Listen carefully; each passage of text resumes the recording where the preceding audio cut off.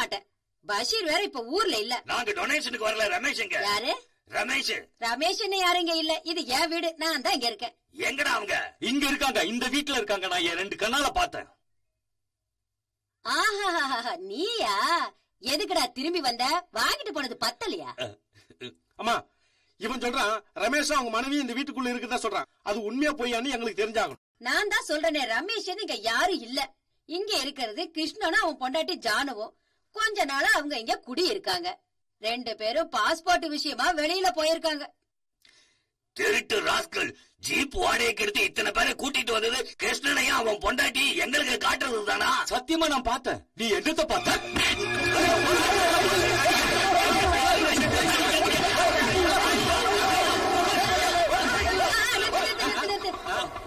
அவங்களே வந்துட்டாங்க பாருங்க.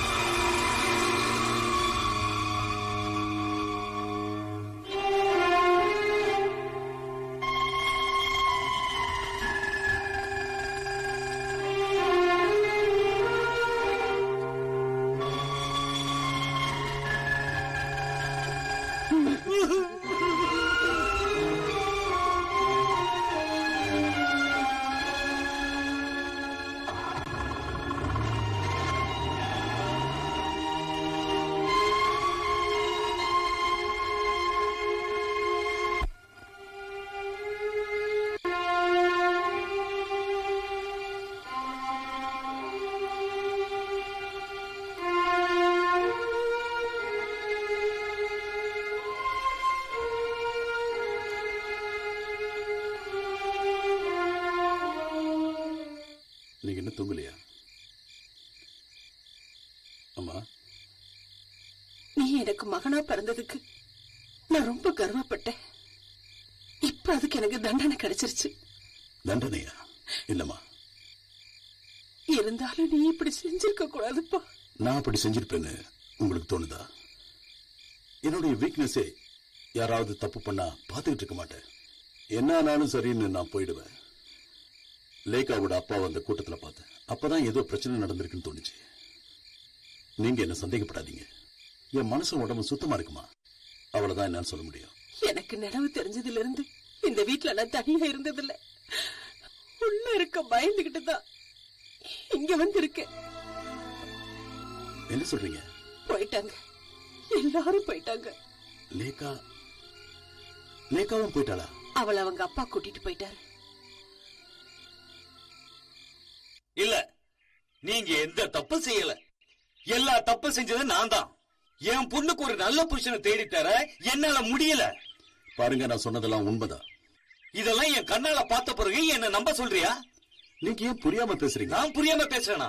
ஊரே உங்களை பாத்துச்சே. யாரும் ஒண்ணும் பாக்கல. எனக்கு யாரு கூடயும் சம்பந்தம் இல்ல. நான் பாவம்னு நினைச்சு ஒருத்தைய காப்பாத்துனேன். காப்பாத்துங்க, அவளையே காப்பாத்துங்க. ஆனா என் பொண்ணை நீ காப்பாத்துனது போதும். நீங்க இப்ப என் கூட வாங்க. இல்ல நான் அவளை இங்க கூட்டிட்டு வரேன். ஹசன், அந்த பொண்ணு, அந்த அம்மா எல்லாருமே உண்மையை சொல்லுவாங்க. நீ சொல்லி அவங்க சொல்ற பொய்யெல்லாம் உண்மைன்னு நாங்க நம்பணும். அவ்வளவுதானே? அப்பா, நானும் சில விஷயத்தை பத்தி அவர்கிட்ட பேசணும். இவர்கிட்ட இனிமே நாம பேசுறதுக்கு என்ன இருக்கு? அது இல்லப்பா, இவர் என்னென்னமோ சொன்னார் இல்ல, அத பத்தி எனக்கு கொஞ்சம் சந்தேகம் இருக்கு. இதுக்கப்புறம் நான் எப்ப அவர்கிட்ட பேச போறேன்?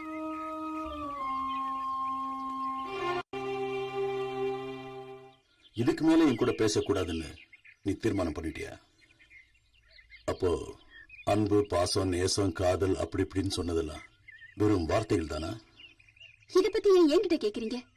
இது வரைக்கும் நீங்க காட்டின பாசம் எல்லாம் வெறும் வேஷம்னு எனக்கு தெரியாம போயிடுச்சு. இது வரைக்கும் எந்த விஷயத்தையும் மறைச்சதில்ல. ஆனா இந்த பொண்ணோட விஷயத்தையே என்கிட்ட சொல்லல. அதான் அம்மா சொன்னாங்களே. அம்மா சொன்னது விடுங்க, நான் இப்ப உங்ககிட்ட தான் கேக்குறேன். கல்யாணத்துக்கு அப்புறம் புருஷனை பத்தி தெரிஞ்சுக்க வேண்டியது அம்மா அப்பா இல்ல, பொண்டாட்டிதான். அதனாலதான் கேக்குறேன். நீங்க ஒரு நாள் ராத்திரி வீட்டுக்கு வராம இருந்தீங்க. ஏன்னு கேட்டப்ப ஜீப் ரிப்பேர் ஆயிடுச்சு போய் சொன்னீங்கல்ல. அது ஒருத்தர் போய் சொல்ல ஆரம்பிக்கிறதே அவங்க தப்பு செய்யும் போதுதான். அது என்னால நல்லாவே புரிஞ்சுக்க முடியும். அன்னைக்கு உங்க கடையில வேலை செய்யறவர் ஒரு லெட்டர் கொடுத்தாரு, அது இவ கொடுத்ததானே? அந்த பொண்ணுக்கு சாரி வாங்கறதுக்காக ஜவுளி கடைக்கு போனப்பதானே நீங்க என் கூட வேலை செய்யற டீச்சர் பாத்தீங்க. உங்களை பார்க்க எனக்கு பிடிக்கல. நீங்க என்ன மோசம் பண்ணிட்டீங்க. நிறுத்து. என்ன பத்தி நீ என்ன நினைச்ச? பொம்பளைக்கு பின்னாடி சுத்திக்கிட்டு இருக்கிற ஒரு பொறுக்கி நினைச்சியா? என்னோட மனசாட்சிக்கு தெரிஞ்சா போதும், நான் நல்லவன். ஒரே சமயத்துல 2 பொண்ணுங்களுக்கு புருஷனா வாழன்னு சொல்லுது உங்க மனசாட்சி. லேக்கா, அது சரி. நான் என்ன சொன்னாலும் நம்ப கூடாதுன்னு இருக்கும்போது இப்ப எது சொன்னாலும் அது பிரயோஜனம் இல்லை. ஆனா தெய்வத்துக்கு தெரியும் நான் எந்த தப்பு செய்யாதவன். எனக்கு அது போதும்.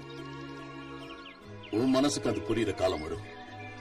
அன்பு இருக்கிற இடத்துல தான் நம்பிக்கை இருக்குன்னு நினைச்சேன். அது வீணாயிடுச்சு. நம்பிக்கை இல்லாம ஒரு வாழ்க்கைய யார் கூடயும் வாழ வேண்டாம். அதுவும் தம்பதிகளா வாழவே கூடாது. உங்க அப்பா சொன்ன மாதிரி நாம 2 பேரும் பிரிஞ்சிடலாம். நாம இன்னொரு தடவை சந்திக்க வேண்டி வரும். ஒரு வக்கீல் முன்னாடியோ ஜட்ஜி முன்னாடியோ.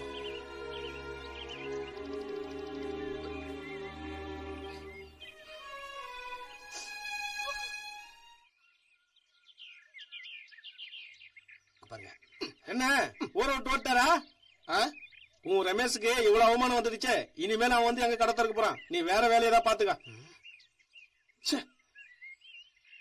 டேய் நில்லு. நல்ல சாராயம் இருக்கு, வேணுமா? சாராயம் தானே, எடுத்துட்டு போடா. சாராயம் சாராயம் சாராயம் சாராயம் சாராயம் சாராயம். என்ன நல்லா இருக்கியா? நல்லா இருக்கு சார். நான் திரும்பவும் சாராய வியாபாரம் பண்ண ஆரம்பிச்சிட்டேன். தெரு தெருவா போய் கூவி கூவி வித்துக்கிட்டு இருக்கேன் சார். யாரும் வாங்க மாட்டேங்கிறாங்க. நான் சாயங்காலம் ஸ்டேஷனுக்கு வந்துடுறேன் சார். அது போதும். இப்பதான் எங்களுக்கு நிறைய இடத்துல கொலை நடக்குதுன்னு கம்ப்ளைண்ட்ஸ் வந்துகிட்டே இருக்கு. ஊரு திரும்பிருச்சு. அட்டுமா? சரி சார். டேஸ்ட் பாக்குறீங்களா? அங்க வா, எடியா வண்டிய. சாராயம் சாராயம் சாராயம் சாராயம் வாங்கி கொடுங்க, நல்லா இருக்கும். ஓ சாராயம்.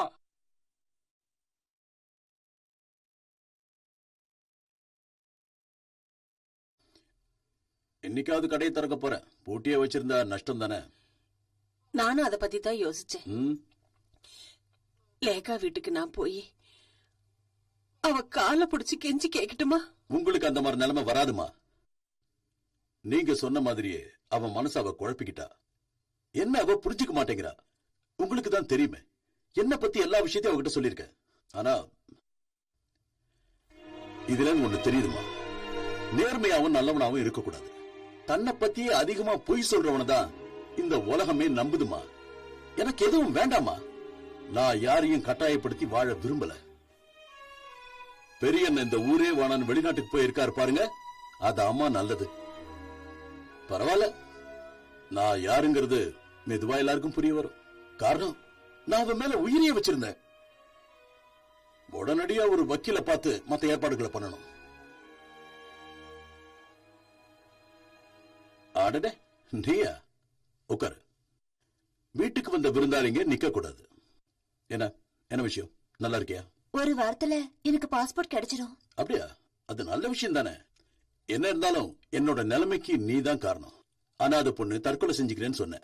என்னோட வாழ்க்கை போனாலும் நீ வாழறதுக்கு உனக்கு வழி கிடைச்சிருச்சு இல்லையா? எனக்கு ரொம்ப சந்தோஷமா இருக்கு. என்ன வேணும், டீயா காஃபியா?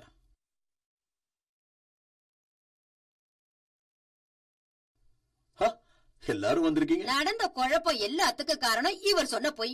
எல்லா பிரச்சனைக்கு காரணம் இந்த ஆளு. அதெல்லாம் இல்லம்மா, இவரு எனக்கு உதவி செய்யறதுக்காக தான் அப்படி செஞ்சாரு. எல்லாரும் எனக்கு உதவி செஞ்சுட்டு தான் இருக்காங்க. 2 வாரத்துக்குள்ள இந்த பொண்ணுக்கு விசா வந்துரும். இப்பதான் அவன் போன் பண்ணி சொன்னான். வந்துருமா? ரொம்ப ரொம்ப சந்தோஷம். இனிமே இவளை பத்தி நீ கவலையே படாத. அபுதாபி போற வரைக்கும் இவளை நான் பாத்துக்கிறேன். இனிமே எனக்கு எந்த கவலையும் இல்லம்மா. நானும் என் மனைவியும் டைவர்ஸ் பண்ண தீர்மானிச்சேன்.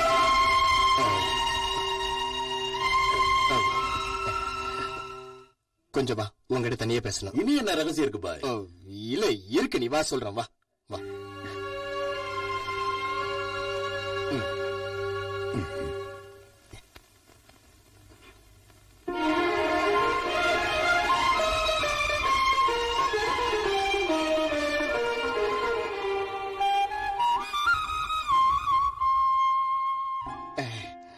பாம்பு கொத்துச்சுன்னா விஷத்தை எடுக்கணும்னு சாஸ்திரம் சொல்லுது.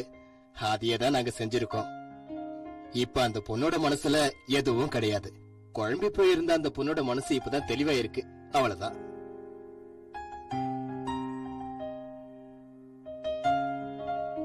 வாங்க. தெரியாம உங்க வாழ்க்கையில நான் நிறைய குழப்பத்தை உண்டாக்கிட்டேன். மன்னிச்சிருங்க. இவங்க ரொம்ப புண்ணியம் பண்ணிருக்கணும். அதனாலதான் உங்களை மாதிரி ஒரு நல்ல புருஷன் கிடைச்சிருக்காருன்னு சொன்னேன்.